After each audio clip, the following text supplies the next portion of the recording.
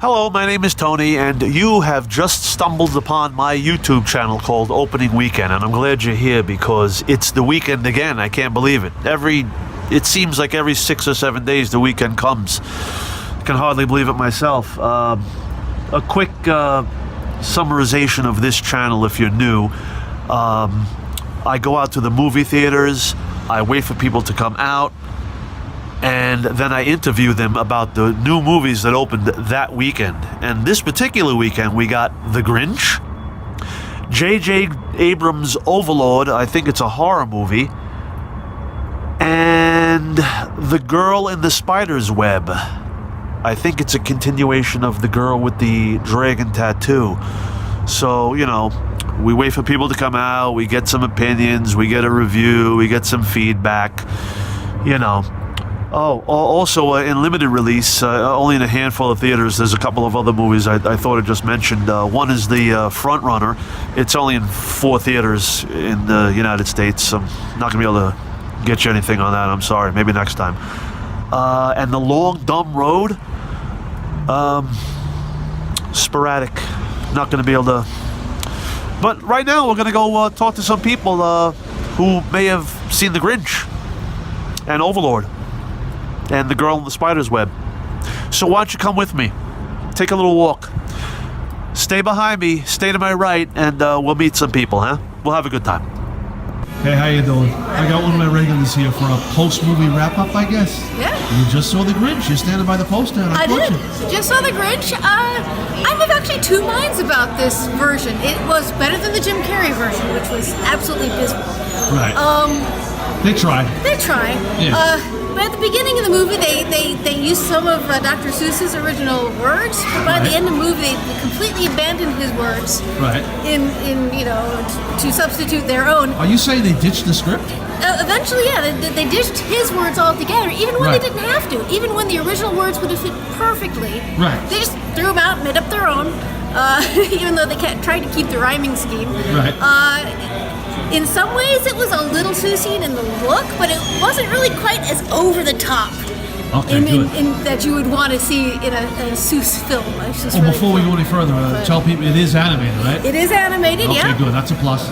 Yeah, and Benedict Cumberbatch was the Grinch in this one. Right. And he was okay. I'm old school myself. I'm used to the Boris Karloff really deep voice. Right, 1966. Yes. So you don't really quite get that, but how does it compare? Well, I guess it's like 3 times as long, right? Yes. Even the original Chuck Jones version had a lot of padding in it. Half of it at least was padding in only, I just Googled 10-15 minutes was actual dialogue. I just Googled it. It was like 26 minutes. Yeah, and they did reuse some of the original songs, updated for today. Right. And a lot of, a little bit of this, a little bit of that, other different Christmas songs they pulled in from various places. Nice. All in all, it was still somewhat entertaining from an adult perspective. The kids really seemed to like it. So if they've never, haven't been exposed to the original Seuss words for years and years, like I was, then they might still enjoy it. So it might still be worth taking the kids to. Let me ask you. You just saw it.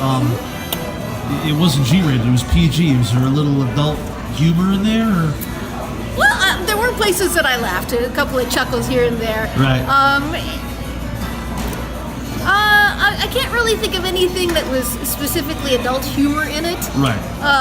They kept it clean, I'm sure. Yeah, they kept it mostly clean. Yeah. So. All right, cool. You want to, for the people who may not know, somebody living under a rock, maybe?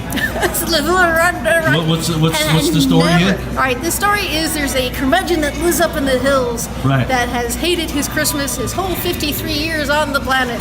And all the Who's down in Whoville love Christmas so much and are happy and everything. And he just has to put a stop to it already. So he goes down and tries to take their Christmas and finds out he can't. Because Christmas isn't stuff. So. Yeah.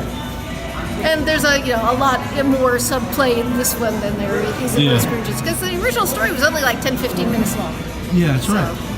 But even in that condensed 10-15 minutes, you really get the heart of what Seuss is trying to say much more than in this version, even though it's much longer. Right. So. All right, cool. So I guess that was the way to go, not some live action Yeah. The live action was over the top, but not in a good way. If you know what I mean. Yeah. Jim Carrey usually goes over the top with his performances, and I just felt like he was trying too hard, just too much somehow. Where did that Keenan guy? It was one of the Keenan and Kel guys. Keenan was in it. Keenan Thompson. I think he might have been the narrator. Okay, yeah, that works. And he had I see his dog there on the poster. He had Max. And Max was cute. Max kind of stole the show here and there. So. All right, good.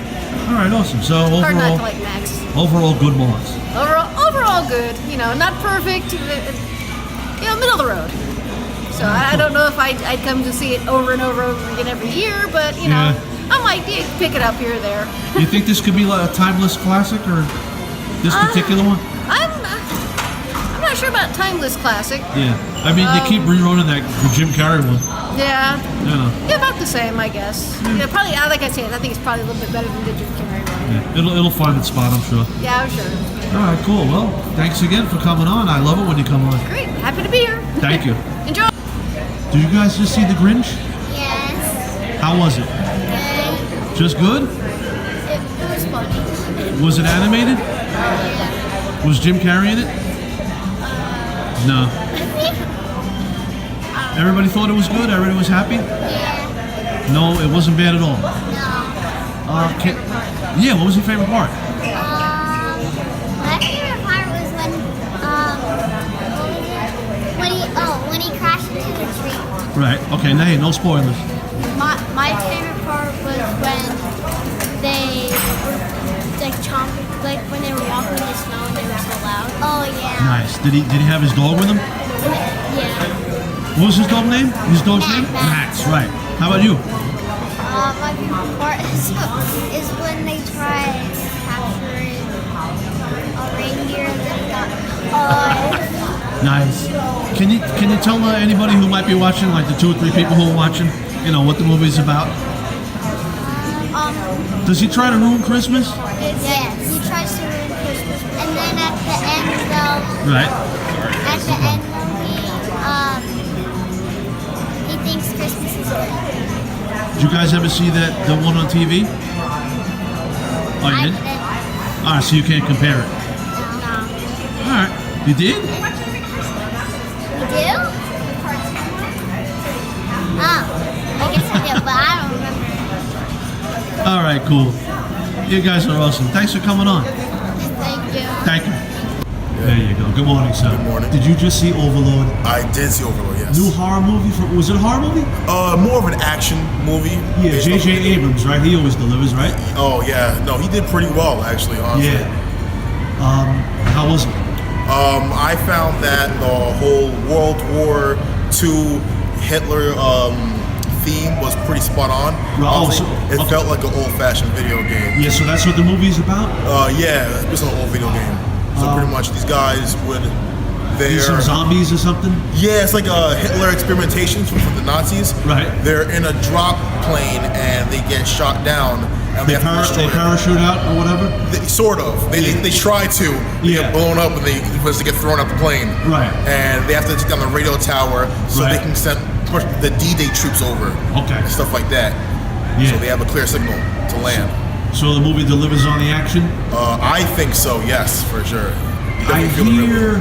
I hear Kurt Russell's son is in it. What's his name? Wyatt? Wyatt Russell? Wyatt Russell? Yeah. I believe he plays the commander. Yeah. Was he any good? Is he as good as his dad, or? He's definitely holding his own in that movie for sure. Good. Yeah. All right. So the movie, so it is based on a video game, huh? Yes. Yeah. Okay. Yeah, I would say they got a good of the plot in there, and they have left enough time for a bunch of action as well. Right. All right. And no complaints. No, actually, I enjoyed myself. Awesome. Anything else you want to add? I can't think of anything on top of my head. No. Tell everybody to go out and see it. Oh yeah, for sure. I would definitely go out and see it. It's not that scary at all, so there's no reason to think it's a horror movie at all. It's action. How are they on the blood and guts? They keep it to a minimum? No. There's gore. There's gore for sure. Yeah. Okay, good. Wouldn't be World War II without gore. Yeah. All right, awesome, man. Hey, thanks for stopping by. All right, no problem. Thank you. Okay, so my day is done, but unfortunately I have to tell you I couldn't get anybody who saw The Girl in the Spider's Web. I either missed people or, you know, over here it was very cold and the crowd was a little older, and, you know, so. But, you know, we're always trying, right? We'll catch you next time.